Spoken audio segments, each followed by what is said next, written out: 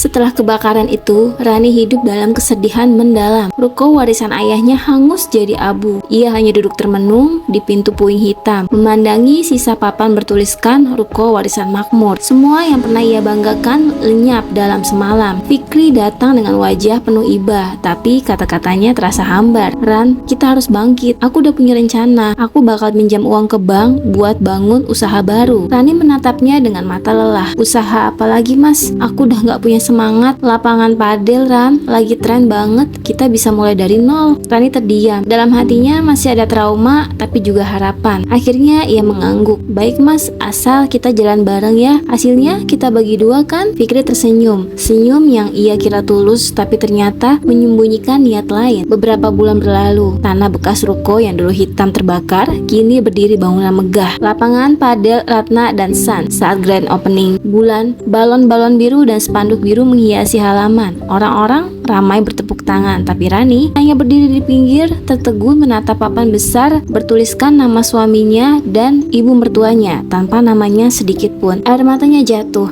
"Ratna dan Son, jadi ia gak aku anggap ada," bisiknya pelan. Fikri hanya menepuk bahunya pura-pura lembut. "Sayang, ini tuh cuma formalitas aja. Kamu tetap istriku. Semua hasilnya kita bagi dua kok." Tapi Rani tahu, kata kita di bibir Fikri gak lagi berarti bersama. Beberapa hari kemudian, Rani datang diam-diam ke lapangan padel itu. Di balik pagar, ia melihat Fikri tertawa mesra dengan seorang wanita muda bernama Sinta, manajer baru yang direkrut Bu Ratna. "Mas, nanti malam kita evaluasi ya," jawab Sinta sambil menatap manja. "Siap sayang," jawab Fikri lirih. Hati Rani remuk. Ia berdiri di balik tiang besi, matanya berkaca-kaca menatap dua orang yang kini menghancurkan hidupnya. Dalam hati ia berbisik, "Aku kehilangan segalanya, tapi aku gak akan diam lagi." Mulai malam ini, Rani diam-diam mengumpulkan bukti. Ia mendatangi notaris lama ayahnya dan menemukan fakta mengejutkan. Sertifikat tanah itu masih atas nama Rani. Artinya, lapangan padel megah itu berdiri di atas tanah yang masih ia miliki. Senyum pahit muncul di wajahnya. "Kalau kalian bisa bermain di atas tanahku, aku juga bisa bermain dengan cara kalian yang gak sangka." Temukan jawabannya di part 3. Jangan lupa like, komen, dan subscribe.